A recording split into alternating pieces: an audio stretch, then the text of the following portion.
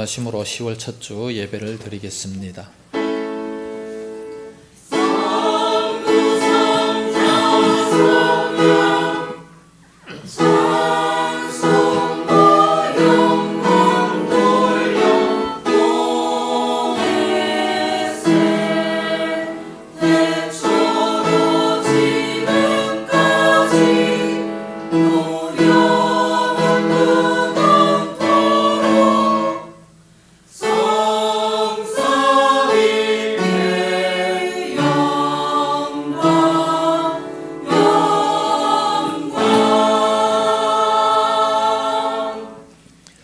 여호와의 눈은 온 땅을 두루 감찰하사 전심으로 자기에게 향하는 자들을 위하여 능력을 베푸시나니 이 일은 왕이 망령되이 행하였은즉 이후부터는 왕에게 전쟁이 있으리이다. 아멘. 거룩하신 아버지, 은혜를 감사합니다. 즐거운 명절을 지나고 오늘 10월 첫 주 맞이하여 저희들 주님 앞에 찾아 나와 예배를 드립니다. 왕이 망령되이 행하면 전쟁이 일어난다 말씀하셨나이다. 하나님의 징계인 줄로 믿습니다. 그러나 하나님의 눈은 두루 다니사 전심으로 자기를 향하는 자들에게 능력을 베푸신다 말씀하셨나이다. 오늘날 이 땅, 이 민족을 바라볼 때에 참으로 위태하기 짝이 없나이다. 우리 모두가 다 전심을 향해서 주님을 바라보게 하여 주시옵소서. 우리 모두가 다 큰 능력을 받아 마지막 때에 이 사명 잘 감당하게 하여 주시옵소서. 오늘 또 저희들 주님 전에 나왔습니다. 마음 문을 활짝 열게 하시고 주님 앞에 아름답게 헌신하며 봉사하는 참으로 귀한 하루가 되어지게 하여 주시옵소서. 예배를 드립니다. 시간 순서마다 함께 하실 줄로 믿사옵고 예수님 이름으로 기원하옵나이다. 아멘. 찬송가 38장 부릅니다.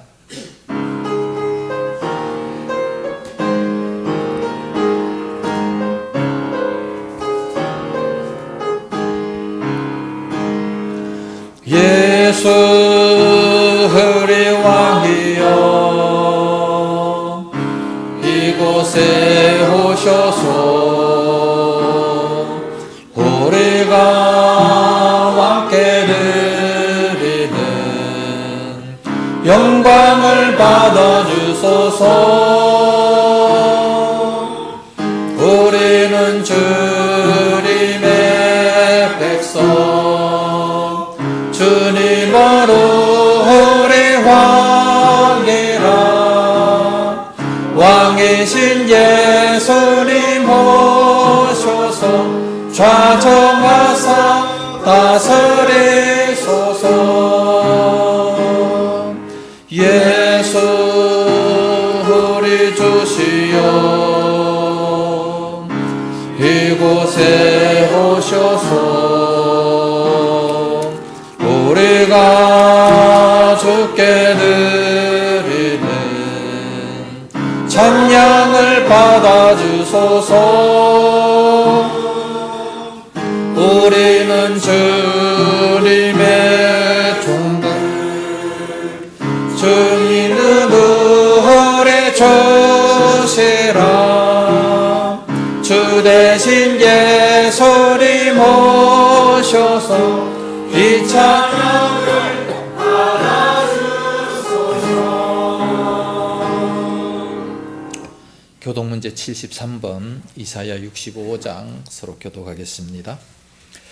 보라, 내가 새 하늘과 새 땅을 창조하나니 이전 것은 기억되거나 마음에 생각나지 아니할 것이라. 너희는 내가 창조하는 것으로 말미암아 영원히 기뻐하며 즐거워할지니라. 보라, 내가 예루살렘을 즐거운 성으로 창조하며 그 백성을 기쁨으로 삼고 내가 예루살렘을 즐거워하며 나의 백성을 기뻐하리니 우는 소리와 부르짖는 소리가 그 가운데에서 다시는 들리지 아니할 것이며 이리와 어린 양이 함께 먹을 것이며 사자가 소처럼 짚을 먹을 것이며 뱀은 흙을 양심으로 삼을 것이니 나의 성산에서는 향기도 없겠고 상함도 없으리라. 여호와께서 말씀하시니라. 아멘. 사도신경으로 신앙 고백합니다. 전능하사 천지를 만드신 하나님 아버지를 내가 믿사오며 그 외아들 우리 주 예수 그리스도를 믿사오니 이는 성령으로 잉태하사 동정녀 마리아에게 나시고 본디오 빌라도에게 고난을 받으사 십자가에 못 박혀 죽으시고 장사한 지 사흘 만에 죽은 자 가운데서 다시 살아나시며 하늘에 오르사 전능하신 하나님 우편에 앉아 계시다가 저리로서 산자와 죽은 자를 심판하러 오시리라. 성령을 믿사오며 거룩한 공의와 성도가 서로 교통하는 것과 죄를 사하여 주시는 것과 몸이 다시 사는 것과 영원히 사는 것을 믿사옵나이다. 아멘. 자리에 앉으시기 바랍니다. 찬송가 170장 부르겠습니다.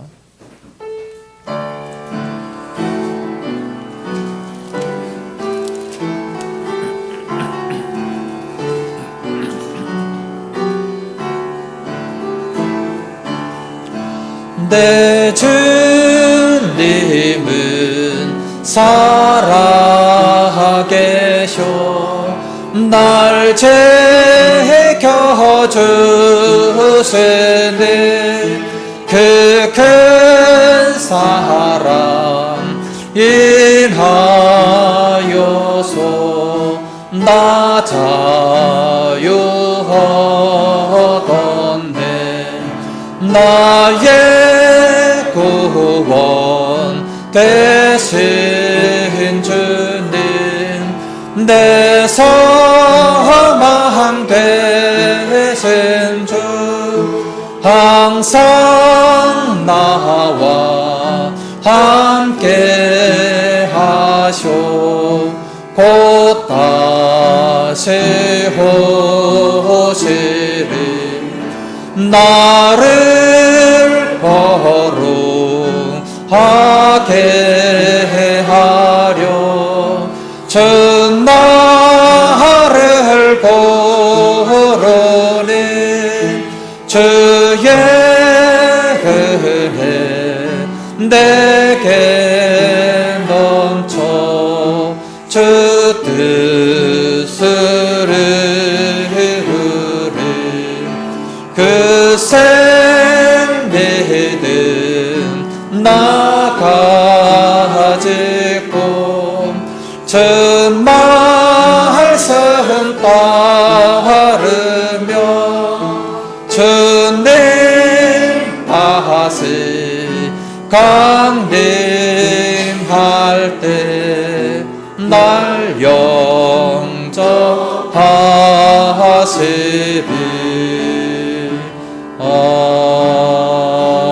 아멘. 기도하겠습니다. 거룩하신 우리 아버지, 은혜를 감사합니다. 우리 주님은 살아계신 주님이신 줄로 믿습니다. 지금도 역사하시는 주님이신 줄로 믿습니다. 그 주님을 오늘날 저희들 날마다 경배하고 찬양을 합니다. 날마다 그 주님 앞에 감사하고 영광을 돌립니다. 우리들의 신앙이 점점 더 뜨거워지게 하시고 살아계신 하나님을 체험할 수 있는 저희들 되어지게 하여 주시옵소서. 지난 주간 이제 명절을 맞이하며 온 가족 친지 이웃들을 만나고 온 육신이 힐링되며 기쁨으로 돌아오게 하시니 감사합니다. 이제 더욱 저희들로 하여금 아버지의 살아계심을 나타내고 아버지의 영광을 세상 만 백성들에게 나타내는 저희들 다 되어지게 하여 주시옵소서.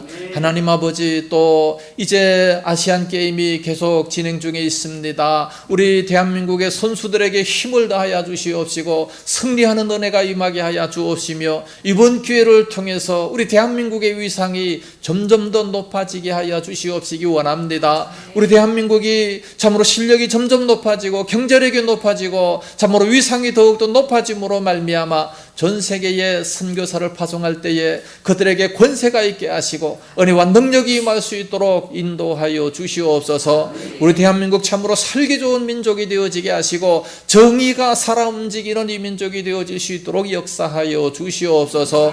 우리 정치계를 주님 붙들어 주시옵시기 원합니다. 여야가 싸우는 것이 아니라 저들이 머리를 맞대면서 어떻게 하면 이 민족이 발전할까, 어떻게 하면 강대국을 만들까 서로 의논하고 또한 서민들이 잘 살 수 있도록 서로 정치하게 하여 주시옵시기를 간절히 원합니다. 하나님 아버지, 우리들도 저들을 위해서 기도하게 하여 주시옵시고 참으로 지도자들이 바로 서면 온 백성이 평안한 줄로 믿습니다. 지도자들이 싸우고 범죄하면 그 땅에 전쟁이 임한다고 했는데 하나님 아버지, 이 민족을 더욱 불쌍히 여겨 주시옵시기 원합니다. 북한은 계속해서 핵으로 위협하고 있습니다. 저들도 불쌍히 여겨 주시옵시며 북한의 공산 체계가 속히 무너지게 하여 주옵시고 북한의 동네들마다 하나님의 교회가 세워지는 그날 속히 오게 하여 주시옵소서.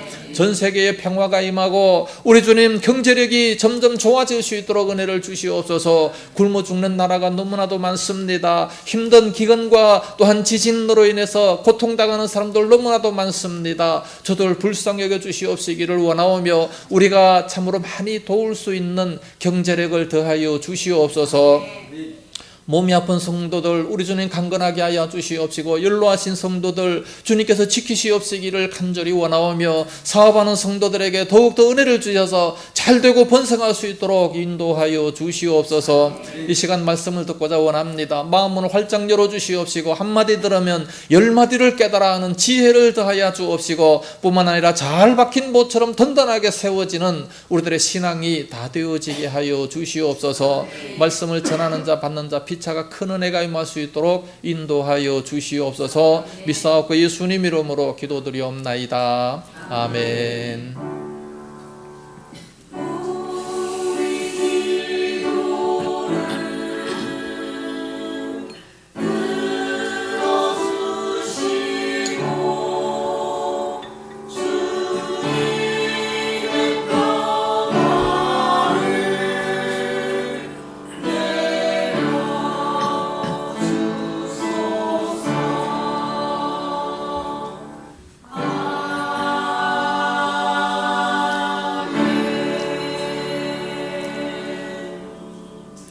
하나님 말씀 보겠습니다. 열왕기상 제17장 1절부터 7절 말씀 서로 한 절씩 교독을 하겠습니다. 1절 말씀입니다. 길르앗에 우거하는 자 중에 디셉 사람 엘리야가 아합에게 말하되 내가 섬기는 이스라엘의 하나님 여호와께서 살아계심을 두고 맹세하노니 내 말이 없으면 수년 동안 비도 이슬도 있지 아니하리라 하니라. 여호와의 말씀이 엘리야에게 임하여 이르시되 너는 여기서 떠나 동쪽으로 가서 요단 앞 그릿 시냇가에 숨고 그 시냇물을 마시라. 내가 까마귀들에게 명령하여 거기서 저를 먹이게 하리라. 그가 여호와의 말씀과 같이 하여 곧 가서 요단 앞 그릿 시냇가에 머물매 까마귀들이 아침에도 떡과 고기를 저녁에도 떡과 고기를 가져왔고 그가 시냇물을 마셨으나 같이 땅에 비가 내리지 아니하므로 얼마 후에 그 시내가 마르니라. 아멘. 시온 찬양대 찬양이 있겠습니다.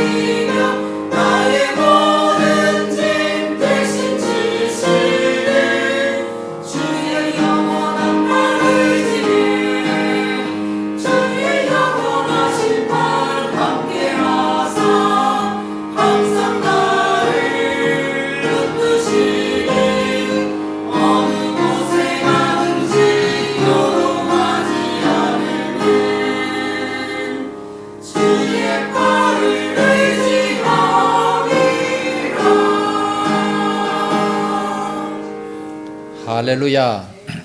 기도하겠습니다. 거룩하신 주님 감사합니다. 주님의 팔을 의지할 때에 요동치 아니한다고 찬양했습니다. 우리 성가대원들 날마다 지켜주셔서 요동치 않는 귀한 믿음으로 인도하여 주시옵소서. 우리 찬양단원들 또 찬양 인도하는 자들 그 모든 심령들에게 복을 다하여 주옵시고 저들의 가는 발걸음들마다 하늘의 대로가 활짝 열리게 하여 주시옵소서. 이 시간도 말씀에 큰 은혜가 임하게 하여 주옵시기 원하오며 예수님 이름으로 기도드리옵나이다. 아멘. 할렐루야. 라면하고 참기름하고 싸웠습니다. 근데 라면이 붙들려 갔어요. 왜냐하면 참기름이 고소해서. 그 위에 참기름도 붙들려 갔습니다. 라면이 다 불었대요. 그 옆에서 편들어주고 있던 김밥이 함께 잡혀갔습니다. 왜냐하면 말려 들어갔대요. 이 세 명이 붙들려 갔는데 아이스크림이 면회를 갔어요. 면회를 가다가 교통사고가 나버렸네요. 차가 와서 교통사고가 나버렸어요. 이해가 잘 갑니까? 그런데 이 모든 것들을 다 조사하다가 보니까 사실은 소금이 한 짓이었습니다. 소금이 다 짠 거야, 짠 거. 그래서 다 감방에 들어갔대요. 요즘 우리 정치 현실을 보면 참 답답하고 안타까울 때가 너무나도 많이 있습니다. 분명히 들통날 일이고 참 잘못된 것임에도 불구하고 뭐 그냥 아니라고 우기고 뿐만 아니라 또 반대편은 무조건 또 물고 늘어지는 이런 모습을 보니까 정말 참 답답해요.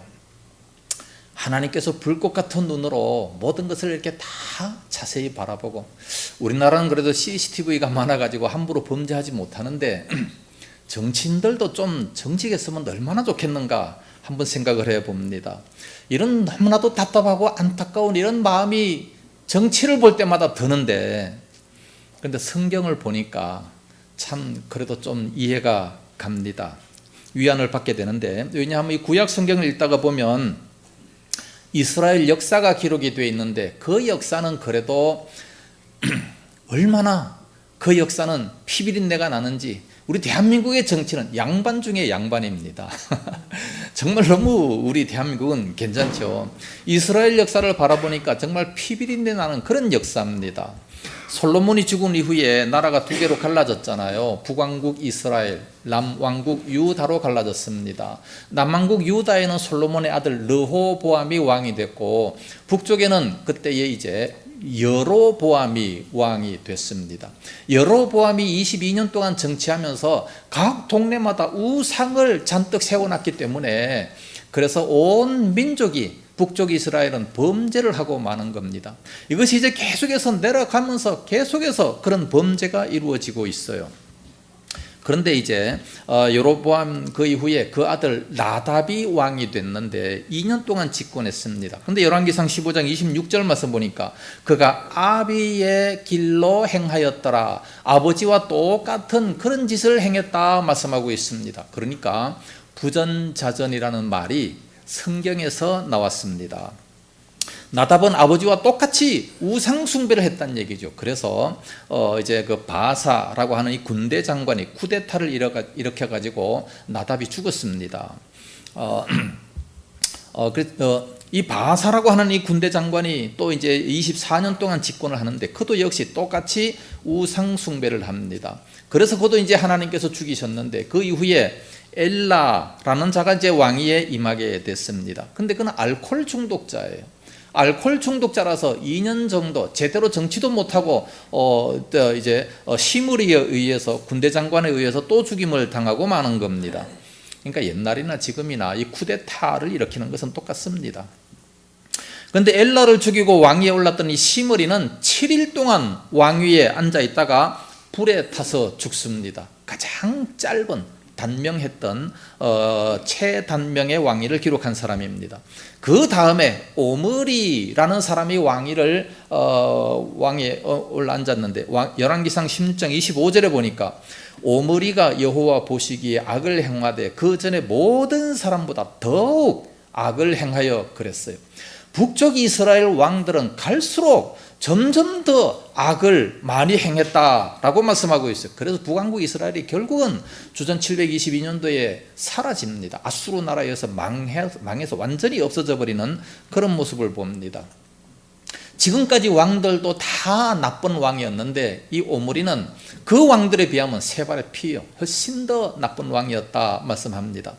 그리고 이제 6년 후에 그 오므리가 죽고 난 다음에 아합이라는 자가 왕위에 오릅니다. 그런데 이 아합은 어떤 사람이냐? 열왕기상 16장 30절에 오므리의 아들 아합이 그의 이전에 모든 사람보다 여호와 보시기에 악을 더욱 행하여 라고 기록되어 있어요. 지금까지 오므리가 제일 나빴다고 했는데 아합은 그보다 더 나빴다 말씀하고 있습니다. 그러니까 이 누가 더 악을 많이 했느냐 경쟁하고 있습니다. 뛰는 놈 위에 나는 놈이 있어요. 누가 더 잘하나 지금 악을 더 많이 하는 경쟁을 하고 있는 겁니다. 그래서 악을 가장 많이 행했던 그런 자가 바로 이 아합인데 아합은 악한 왕으로서 금메달감입니다. 이 가장 악한 왕 아합보다도 더 악한 자가 있었는데 그가 누구냐? 이세벨입니다. 그 부인 이세벨. 그러니까 가장 악한 왕 아합과 가장 악한 부인 이세벨이 함께 연합해서 정치를 하니 어떻게 되겠습니까? 앞이 보이지 않는 암흑과 똑같은 거지요. 그럴 때에 하나님께서는 선지자를 보내십니다. 너무나도 악할 때 그때 선지자를 보내. 축구 경기를 보는 데에 왜 심판이 휘슬을 봅니까? 범죄할 때, 정말해서 반칙할 때 휘슬을 불고 딱 나타납니다. 마찬가지로 이스라엘 백성들이 잘 살고 있으면 선지자 안 나타나요. 근데 너무 악을 많이 행하다 보니까 이제 엘리야 선지자를 보내시게 됩니다. 하나님께서 이 엘리야를 통해서 참으로 많은 역사를 일으키고 기적을 많이 일으켰는데 이 엘리야를 어떻게 사용을 하셨는가를 오늘 본문을 통해서 살펴보겠습니다. 첫째는 엘리야를 보내시고 그 엘리야에게 이제 아합 왕에게 보내시면서 하나님 말씀에 순종을 먼저 하라고 말씀하고 있습니다. 그 왕에게 찾아가서 말씀을 전가한다는 것이 이게 보통 쉽습니까? 선한 왕이라 해도 힘든데 이 악한 왕에게 가서 말씀을 전가하면 어떻게 되겠습니까? 목숨이 위태위태하겠지요. 1절 말씀 보면 길르앗에 우거하는 자 중에 디셉 사람 엘리야가 아합에게 말하되 내가 섬기는 이스라엘의 하나님 여호와께서 살아계심을 두고 맹세하노니 내 말이 없으면 수년 동안 비도 이슬도 있지 아니하리라 하니라. 내 말이 없으면 정말해서 엘리야가 다시 기도하지 아니하는 한 비도 안 오고 이슬도 오지 않는다. 이스라엘은요 아침 저녁 기온차가 굉장히 심합니다. 그래서 비가 오지 않을 때 건기가 3월에서 10월 달까지 건기입니다. 이때는 어떻게 살아가느냐? 이슬이 내려요. 이슬이 내려가지고 촉촉하게 이렇게 적셔서 그래서 이 식물들이 살게 되는데 비도 오지 않고 이슬도 내리지 아니하리라. 그러면 바짝 말라서 도무지 살지 못한다는 거죠. 그래서 3년 6개월 동안 비가 오지 않았습니다. 얼마나 힘들겠습니까? 그런데 그 다음에 또다시 하나님께서 엘리야에게 말씀하십니다. 2절과 3절 여호와의 말씀이 엘리야에게 임하여 이르시되 너는 여기서 떠나 동쪽으로 가서 요단 앞 그릿 시냇가에 숨고 라고 말씀하십니다. 엘리야에게 왜 숨으라고 명령을 하시겠습니까? 1절 말씀을 전가할 때에 아합 왕이 잘못했다. 그렇기 때문에 비를 안 내려주겠다. 이렇게 했을 때 그 아합 왕이 그냥 살살 빌면서 아이고 내가 잘못했습니다. 내가 이제 어떻게 해야 되겠습니까? 그러면서 이렇게 조언을 구하고 그랬으면 얼마나 좋겠습니까? 그런데 악한 왕이니 그게 되겠습니까? 악한 왕이니까 그를 잡아 죽이려고 하는 거예요. 그러니까 도망가라 말씀하고 있습니다. 그리 시냇가에 가서 숨어라 말씀합니다. 숨을 것 같으면 말이나 하지 말라고 하시지 왜 이렇게 힘들게 이렇게 숨으라고 합니까? 그리고 성경에는 없지만 아마 이렇게 큰 소리 땅땅 쳐놓고 이렇게 숨으라고 하는 것을 보면 아마 굉장히 자존심이 상하는 것이 자존심이 아마 상할 것 같습니다. 그래서 엘리야가 아마 그렇게 얘기를 했을 거예요. 아니 이렇게 얘기하라 해놓고 왜 또 도망가라고 합니까? 그 시냇가에 뭐 먹을 게 있다고 그럽니까? 그 시냇가, 그리 시냇가 그쪽으로 가서 그건 정말 아주 외진 곳이에요. 그래서 4절 말씀 보면 그 시냇물을 마시라 내가 까마귀들에게 명령하여 거기서 너를 먹이게 하리라 말씀하십니다. 그 가뭄 속에서 시냇물을 마시라. 아니 이왕의 기적을 베풀어 주시려면 뭐 식혜를 갖다 주든지 과일 주스를 갖다 주면 얼마나 좋겠습니까? 그 시냇물 그것도 곧 말라 없어질 그런 시냇물을 마시라. 그리고 까마귀를 통해서 먹을 것을 갖다 주겠다 말씀합니다. 레위기서에 보면 이 까마귀는 부정한 동물입니다. 왜 하필 부정한 동물을 그 더러운 동물을 통해서 먹을 것을 갖다 주게 합니까? 사람을 통해서 대접을 하도록 만들든지 그게 안 되면 강아지라도 좀 이렇게 보내가지고 하면 그 얼마나 더 좋겠습니까? 그렇다면 만약에 사람이 매일 시냇가까지 아침 저녁으로 가서 이 음식을 싸들고 가면 분명히 수상하게 생각을 해서 신고할 겁니다. 아니면 강아지가 맨날 이 먹을 것을 싸 물고서 갔다가 시냇가로 이렇게 왔다 갔다 한다면 그 역시 신고할 거예요. 그러나 공중으로 까마귀가 와가지고 이렇게 먹을 것을 갖다 주면 누가 뭘 의심하겠습니까? 보지도 못해요. 하나님은 참으로 지혜로우신 분입니다. 아무도 들키지 못하게끔 하기 위해서 그렇게 하는 겁니다. 가장 안전한 방법이죠. 근데 또다시 문제가 생깁니다. 7절 말씀 보니까 땅에 비가 내리지 아니하므로 얼마 후에 그 시내가 마르니라 그랬습니다.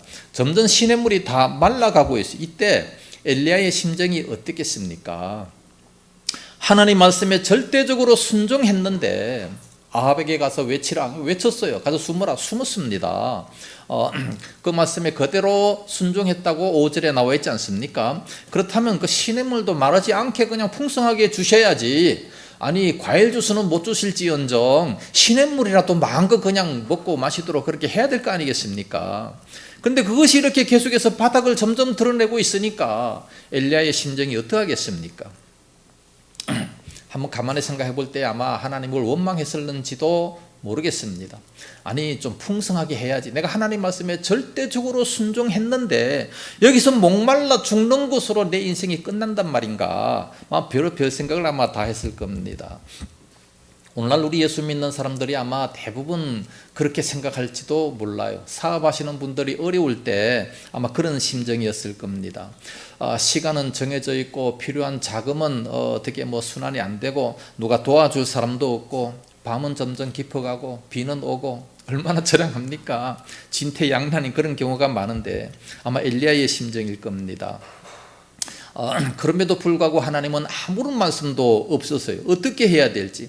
만약에 엘리야가 그 시냇물이 다 말라간다 좀 더 그래서 안전한 데로 가기 위해서 아마 그리 시냇가를 벗어났다면 아합의 군대에 의해서 분명히 붙잡힐 것이고 그렇다고 계속 이 자리 또 굶어 죽겠고 목말라 죽겠고 어떻게 해야 되는지 모르고 있는 겁니다. 그럼에도 불구하고 그 자리에 꼼짝도 않고 한 발자국도 움직이지 않고 있었습니다. 7절에 드디어 이제 비가 내리지 아니하므로 얼마 후에 시내가 마르니라 한 방울의 물도 얻을 수가 없게 됐습니다. 그럼에도 불구하고 그 자리에 앉아 있는 것 그것이 바로 믿음입니다. 하나님의 말씀을 믿고 그냥 그대로 순종하고 있는 것이죠. 내가 아무리 불리한 상황에 있다 할지라도 우왕좌왕하지 아니하고 그 믿음의 자리에 가만히 있는 겁니다. 오늘날 우리 많은 사람들 한번 생각해 보세요. 내가 분명히 주님의 말씀에 순종했는데 그 말씀 그대로 지켰는데 이렇게 어려움을 당한다. 그래서 팽 돌아서는 사람들이 얼마나 많이 있습니까? 인간적인 방법과 수단을 동원해 가지고 살 길을 찾아보는 그런 사람들이 대단히 많이 있을 겁니다. 그러나 하나님은 분명히 때가 있습니다. 하나님의 때에 움직이도록 그렇게 만들어 주시는 겁니다. 시냇물이 마르자 하나님께서 다시 말씀하십니다. 9절 말씀 보면 9절 상반절에 너는 일어나 시돈에 속한 사르밧으로 가서 거기 머물라. 하나님의 말씀이 떨어질 때에 그대로 있었던 그리 시냇가에 있었던 이 엘리야가 또 다시 하나님의 말씀이 임하는 겁니다. 사르밧으로 가라. 그때 어떻게 했습니까? 10절 상반절 그가 일어나 사르밧으로 가서 즉시 순종하는 그런 모습을 봅니다. 참으로 엘리야는 시종일관 하나님의 말씀대로만 순종했던 모습을 보고 있습니다. 참으로 그릿 시냇가는 좁고 협소한 그런 계곡이죠. 환경도 좋지 않습니다. 그릿이라는 그 말이 분리, 단절이라는 뜻입니다. 그러니까 좋은 환경이 아니라 분리되고 단절된 그런 곳에 있게 하시고 거기에서 이렇게 힘들게 있다가 그리고 이제 또 사르밧으로 가라 말씀하고 있습니다. 이 사르밧까지도 굉장히 멉니다. 120km나 돼요. 그릿 시냇가에서 사르밧까지 120km, 얼마나 멉니까? 대전 정도까지 되는데 거기 걸어가려고 한번 해보세요. 얼마나 힘들겠어요. 아니 이왕 가라고 할 바에 좀 가까운 데로 가라고 하시지 왜 이렇게 먼 데로 가라고 합니까? 불평할 것이 한두 가지가 아니지만 그럼에도 불구하고 참으로 하나님의 말씀이 떨어지자 즉시로 순종했던 엘리야의 모습을 보게 됩니다. 하나님께서는 이와 같이 엘리야를 부르시면서 철저한 순종을 원하고 계시는 겁니다. 이 엘리야의 믿음이 얼마나 멋있고 얼마나 고상하고 아름답습니까? 하나님의 말씀에 어떤 어려움이 있다 할지라도 우리는 즉각적으로 순종하는 거기에 기적이 나타나게 됩니다. 두 번째로 살펴볼 것은 그렇게 순종하는 엘리야의 삶을 하나님께서 다 책임을 져 주셨습니다. 우리가 순종하면 하나님이 다 책임져 주십니다. 6절 보니까 까마귀들이 아침에도 떡과 고기를 저녁에도 떡과 고기를 가져왔고 그가 시냇물을 마셨다 말씀하고 있습니다. 먹을 것을 아침 저녁으로 제공해 주셨어요. 과거에 목회자들이 어려움을 겪는 목회자들이 많았습니다. 요즘에는 그래도 생활이 좀 많이 이렇게 풍족해졌는데 과거에는 목회자들이 개척교회 하면 정말 먹을 것이 없었고 막 힘들고 막 쌀이 없어가지고 막 기도할 때 이럴 때가 많았어요. 그럴 때 목사님들끼리 서로 모여가지고 서로 대화를 합니다. 아우 그렇게 힘들면 어떻게 사십니까? 막 이제 서로 이렇게 위로를 해요. 그때 뭐라고 얘기합니까? 우리 집에는 까마귀가 있어. 까마귀가 있어. 아 도와주시는 분이 계시구나 그렇게 생각을 합니다. 까마귀가 와가지고 이렇게 떡과 고기를 이렇게 아침 저녁으로 이렇게 줬다 말씀하고 있습니다. 그리고 시냇가에서만 또 어떻게 계속 살 수 있겠습니까? 드디어 시냇물도 말랐어요. 그때 하나님의 음성이 들립니다. 일어나서 9절에 사르밧으로 가서 거기 머물라. 내가 그곳 과부에게 명령하여 네게 음식을 주게 하였느니라. 그래서 사르밧으로 즉시 가지 않습니까? 여기에서 이제 엘리야는 생각합니다. 내가 이렇게 정말 철저하게 주님 말씀에 순종했더니 드디어 이제 집으로 들어가는구나. 아마 사르밧 과부는 엄청나게 부자일 거야. 그 남편이 아마 많은 재산을 아마 물려주고 죽었을 것이라 그렇게 생각을 하는 겁니다. 그런데 그 과부를 떡 만났는데 나뭇가지를 줍고 있어요. 그걸 떡 보는 순간 가슴이 철렁 내려앉습니다. 부자 같으면 나무를 막 통나무를 쌓아놓고 살아야 되는데 과부가 직접 가서 나뭇가지를 줍고 있어요. 너무나도 의심스러운 그런 마음이 들기 시작합니다. 그래서 이제 가서 묻습니다. 초라한 그런 모습을 바라보면서 이제 그에게 묻습니다. 10절 하반절에 시험하는 거죠. 청하건대 그릇에 물을 조금 가져다가 내게 마시게 하라. 물이나 혹시 있는가 싶어가지고 그 여인을 시험합니다. 대접할 마음이 있는가 떠보는 겁니다. 그래서 이제 막 쫓아갈 때에 11절에 그 다음에 엘리야가 그를 불러 이르되 청하건대 내 손에 떡 한 조각을 내게로 가져오라. 과연 먹을 것이 더 있는가? 떠보는 거죠. 돌아온 대답이 뭡니까? 12절에 나는 떡이 없고 다만 통에 가루 한 뭉큼과 병에 기름 조금 뿐이라. 내가 나뭇가지 둘을 주워다가 나와 내 아들을 위하여 음식을 만들어 먹고 그 후에는 죽으리라. 이게 무슨 소리입니까? 죽는다는 자살하는 겁니까? 그게 아니라 그 이후에는 먹을 것이 없기 때문에 굶어 죽어야 된다는 그런 얘기 아닙니까? 엘리야는 그 소리를 들었을 때 아마 눈앞이 캄캄했을 거예요. 이 도대체 어찌된 일인가? 저렇게 가난한, 저렇게 먹을 것도 없는 저런 과부에게 보내는가? 근데 여기서 우리가 한번 생각해 볼 것은 하나님께서는 처음부터 엘리야를 풍족한 곳으로 보내신 것이 아니에요.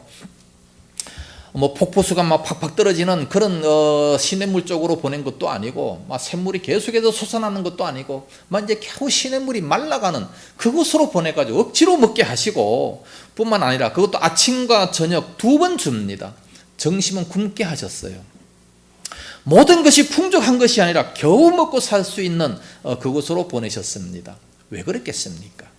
아니, 하나님의 일을 하고 정말 주의 일을 생명 걸어서 하려고 하면 먹는 거라도 좀 실컷 먹게 해주셔야지 왜 이렇게 힘들게 하십니까? 이유가 뭐겠습니까? 하나님께서는 그렇게 함으로 말미암아 하나님만 의지하도록 만들어주시는 겁니다. 인간은요, 참 신기한 게 배부르고 따뜻한 데 있으면 다 잊어버려. 하나님의 은혜를 잊어버리고 모든 것을 다 잊어버립니다.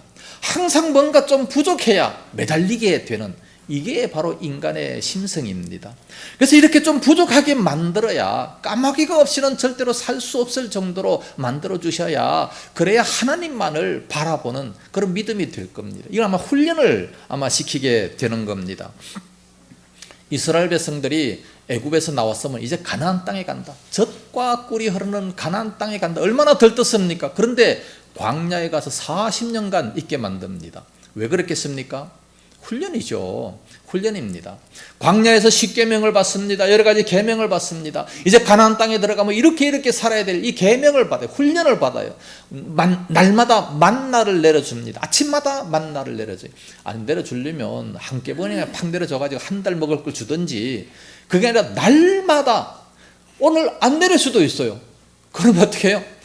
날마다 하나님을 바라보고 하나님을 의지하고 살 수 있도록 훈련시키는 것이 바로 광야 생활이었습니다. 우리가 예수 믿고 과거에는 예수 믿으면 부자 된다 이런 말을 많이 했지만, 물론 그렇게 될 수 있어요. 충분히 그렇게 됩니다. 정직하고 성실하게 살면 하나님이 복을 주십니다. 그런데 그게 목적이 되면 안 되는 거예요. 예수 믿는 사람들 오히려 더 어렵게 되는 겁니다. 어떤 유튜브를 보니까 어떤 목사가 그렇게 설교를 하더구만요. 예수 믿고 3년 안에 부자가 안 되면 예수 잘못 믿은 거다. 그 유튜브 다 나와 있어요. 과거에 순복음교회도 그런 식으로 얘기했습니다. 예? 영혼이 잘 되고 육체가 잘 건강하고 범사가 잘 되는 것이 하나님의 뜻이다. 물론 하나님의 뜻이에요. 그러나 초대교회 교인들은 어땠습니까? 예수 믿고 직장 뺏기고 예수 믿고 순교하고, 그건 뭐예요 그럼? 잘못 믿었습니까? 예? 예수 믿고서 모든 거 다 뺏겼어요. 잘못 믿어서 그래요. 얼마나 철저하게 잘 믿었습니까? 그래서 정말 잘 믿는 사람은 환난이 찾아와요. 경건하게 살고자 하는 자에게 핍박이 있으리라 말씀하셨잖아요. 그래서 나에게 어려움이 찾아온다. 내가 잘 믿고 있구나. 그렇게 생각하면 돼요. 큰 시험이 온다. 나는 이렇게 믿음이 크구나. 그렇게 생각하면 되는 거예요. 믿습니까? 어려움 당할 때 절대로 낙심하면 안 되는 겁니다. 하나님이 훈련을 시켜주시는 겁니다. 그래서 이 3년 6개월 동안 엘리야는 훈련을 받습니다. 그 이후에 악의 금메달인 아합 왕 이세벨 그 앞에 서게 하지 않습니까? 그리고 우상 선지자 850명과 대결하지 않습니까? 그래서 대승리를 거두지 않습니까? 이와 같이 훈련받고 난 이후에 놀라운 능력의 하나님의 사람이 되게 되는 겁니다. 이 사르밧이라고 하는 이 히브리어 원어가 훈련이라는 뜻이, 훈련 받으라는 뜻이죠. 귀하게 이 사용하실 그럴 계획을 가지시고 이제 모든 모자람을 통해서 하나님만을 의지하도록 훈련을 시키는 겁니다. 오늘날 우리들이 어렵다 하는 사람들 많습니다. 그런데 어렵다 하는 거 보면 다 상대적인 거예요. 우리가 어렵습니까?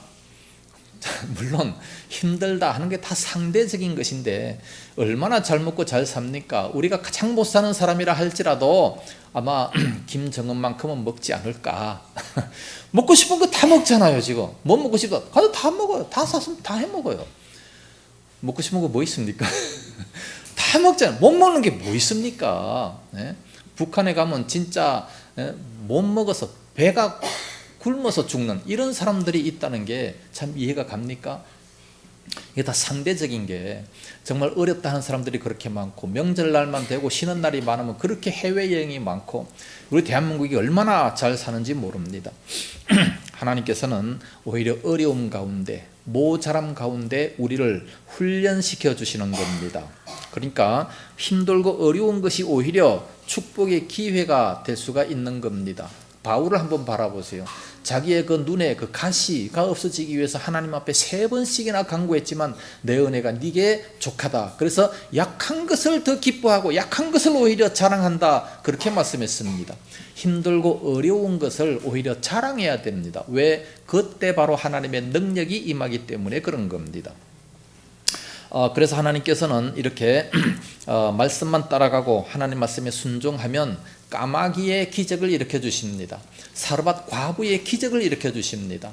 기름 한 방울밖에 없고 밀가루 한 움큼밖에 없지만 그것을 계속해서 사용할 때에 계속해서 사용할 수 있도록 그렇게 만들어 주셔요. 3년 6개월 동안 굶지 않도록 만들어 주시는 겁니다. 그런 기적이 나타나도록 만들어 주시는 겁니다. 세 번째, 엘리야는 살아계신 하나님을 믿었다 말씀하고 있습니다. 1절 중반절에 보니까 내가 섬기는 이스라엘 하나님 여호와께서 살아계심을 두고 맹세한다 그랬습니다. 여호와, 이 하나님은 살아계신다라는 것을 강조합니다.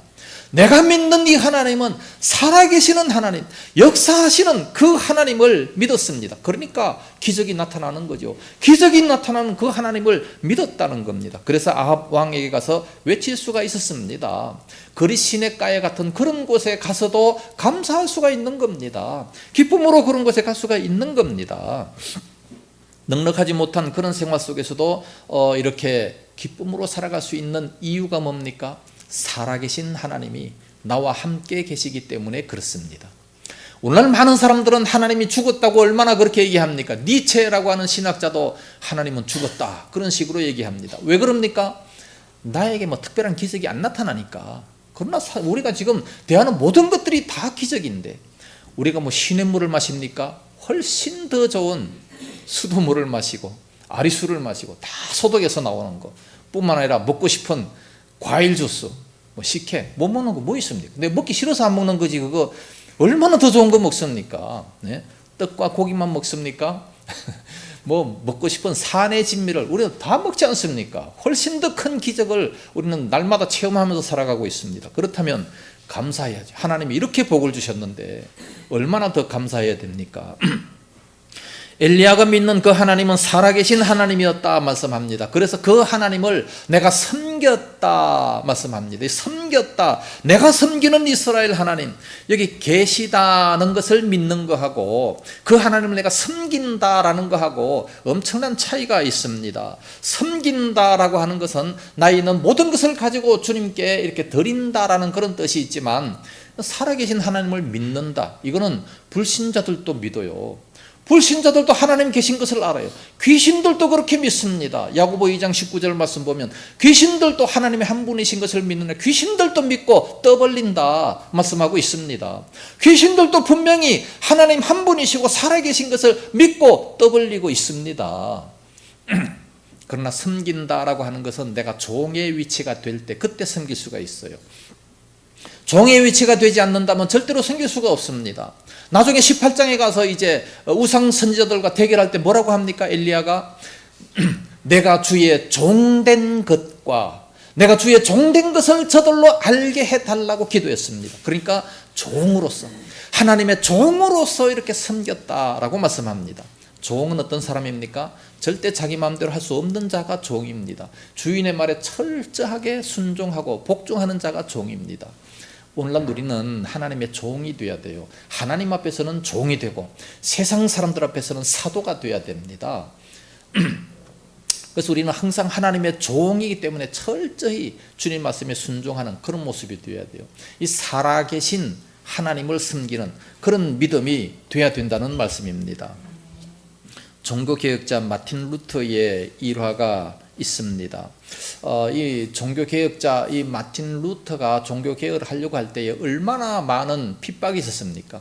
얼마나 많은 반대가 있었습니까? 아마 포기하고 싶은 생각이 한두 번이 아니었어요. 그럴 때마다 이것을 다 그만두고 그냥 내버려둬서 나 아니면 뭐 할 사람이 없나 그러면서 이렇게 그만두고 싶었던 이런 마음이 굉장히 많았습니다. 어느 날 하루 이제 모든 것들을 다 포기하고 단도에 놨어요. 내려놨을 때에 뭐 이제 절망하고 정말 낙심하고 이제 주저앉아 버렸습니다. 그때 지혜로운 그 루터의 아내가 상복을 입고 갑자기 떡 나타났어요. 깜짝 놀래가지고 아니 여보 누가 죽었어? 물었습니다. 그랬더니 그 루터의 아내가 예 하나님이 돌아가셨습니다. 깜짝 놀랐잖아요. 하나님이 돌아가시다니, 살아계신 하나님이 돌아가시다니, 그 무슨 망발이요? 그러면서 이렇게 막 혼냈습니다. 그러니까 그 루터의 아내가 이렇게 얘기합니다. 하나님이 돌아가시지 않았다면 당신이 그렇게 실망하고 낙심하고 절망하지 않았을 겁니다. 당신의 모습을 보니 분명히 하나님이 돌아가신 것과 똑같군요.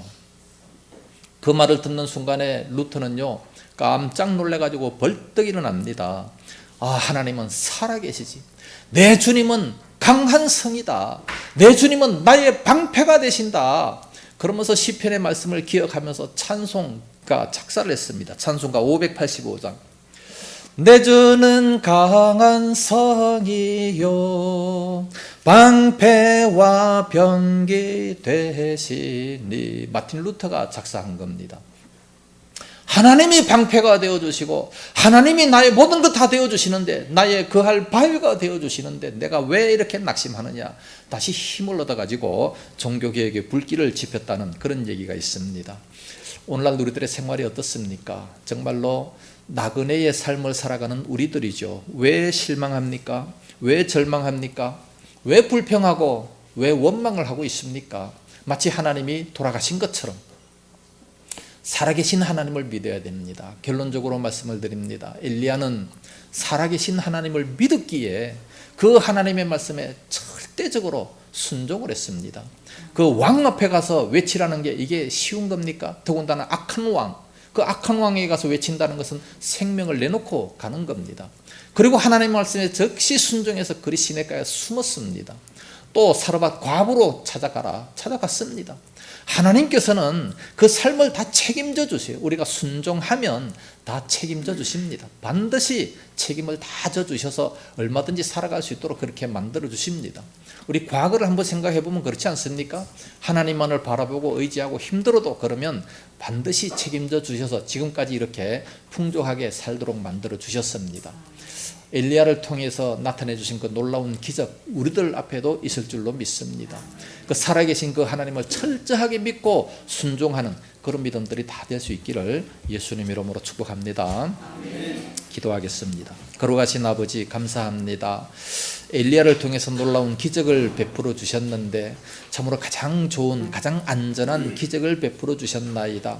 오늘날 이 시대 살아가는 저희들 아무리 힘들고 어렵다 하지만 엘리야보다 훨씬 더 좋은 환경에 훨씬 더 좋은 곳으로 베풀어 주셨습니다. 날마다 감사하고 날마다 주님께 영광 돌리고 찬양하며 살아가는 그런 저희들이 되어지게 하여 주시옵소서. 혹시나 어려움 당할 때에 정말 살아계신 그 하나님을 철저히 믿고 철저하게 그 말씀에 순종하는 그런 저희들의 믿음이 다 되어지게 하여 주시옵소서. 그래서 우리들 앞에도 하나님의 기적이 나타나는 놀라운 역사가 임하게 하여 주시옵소서. 우리 주님 날마다 우리 모든 성도들 믿음을 붙들어 주옵시고 삶을 붙잡아 주옵시고 책임져 주실 줄로 믿사옵고 예수님 이름으로 기도드리옵나이다. 아멘. 찬송가 171장 부르시면서 준비하신 헌물을 하나님께 드립니다.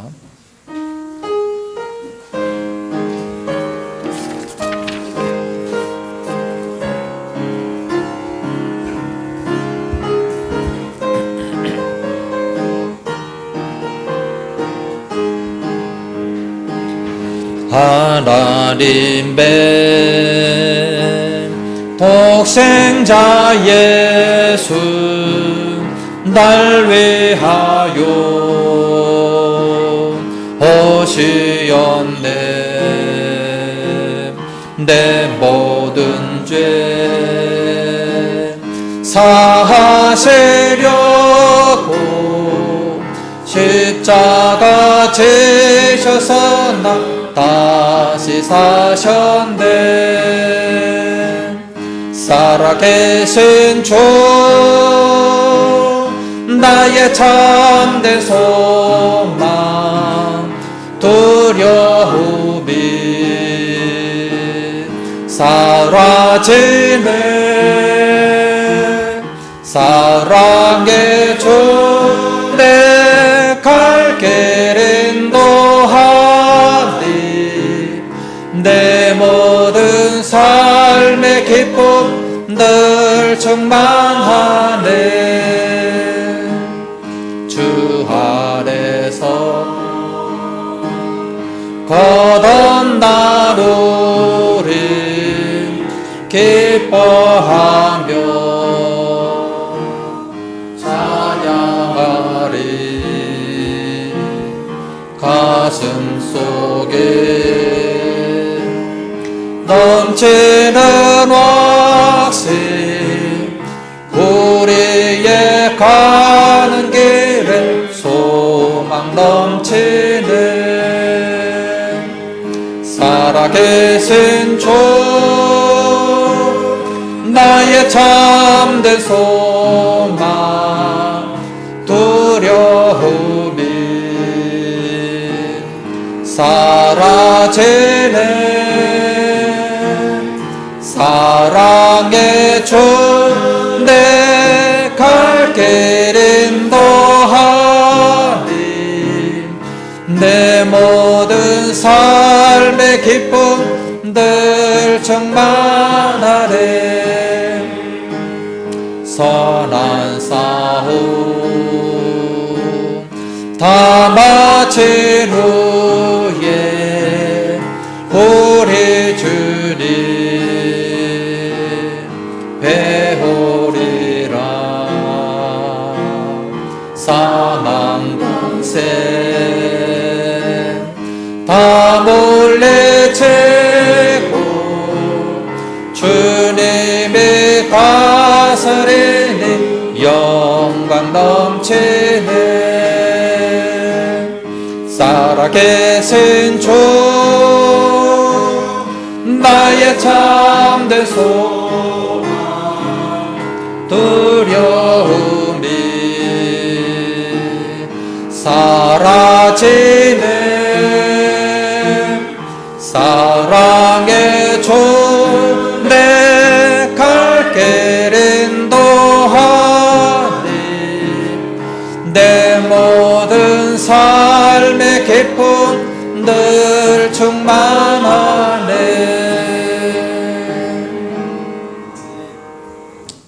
11조 감사 선교 건축 주정헌금 드렸습니다. 기도하겠습니다.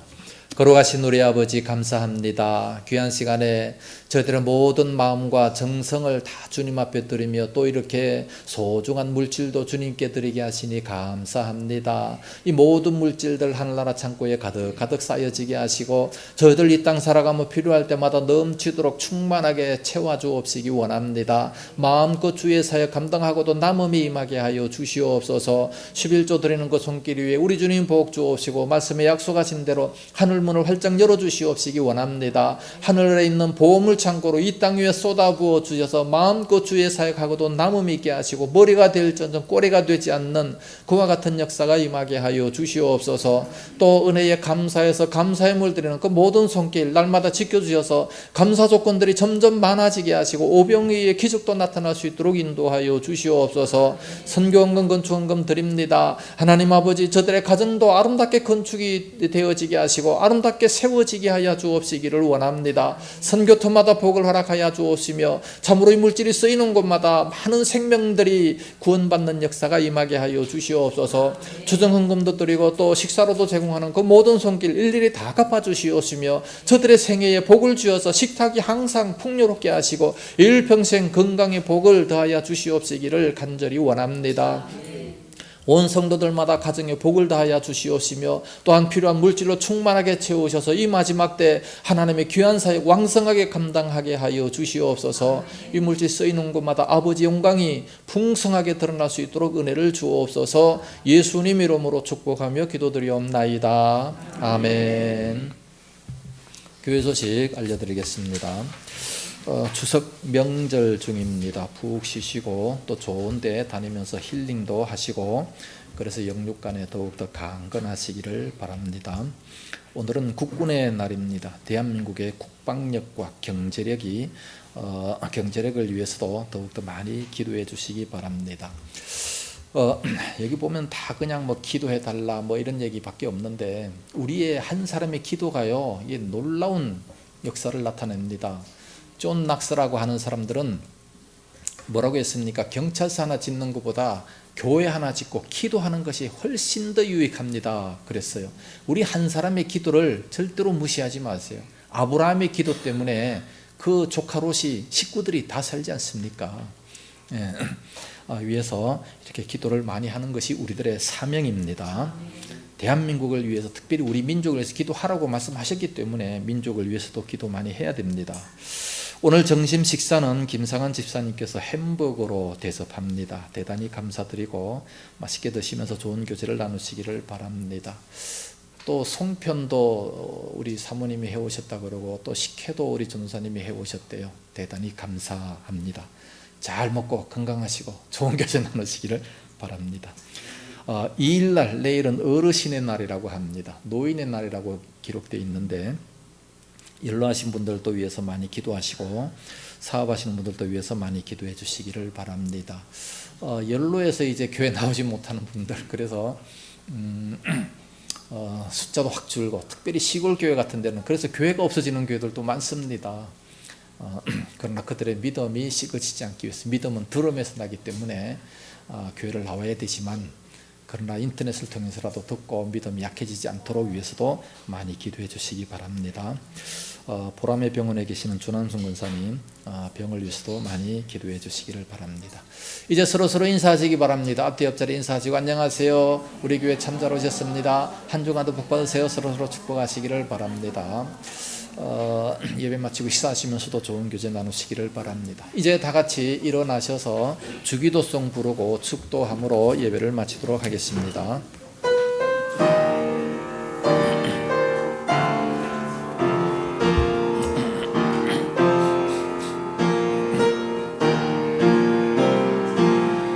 하늘에 계신 아버지, 이름 거룩하사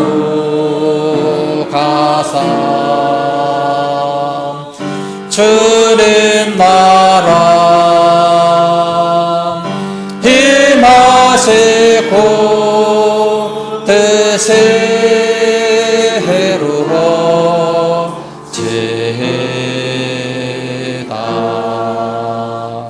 일용할 양식 주시고 우리들의 다 용서하시고 또 시험에 들게 마시고 악에서 구원하소서. 대개 주의 나라 주의 권세 주의 영광 영원히 아멘.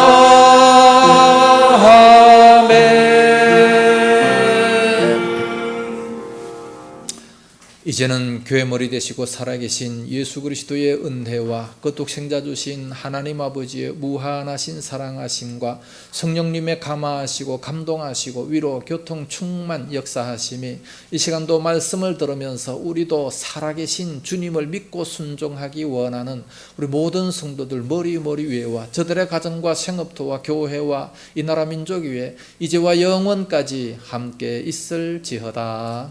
아멘.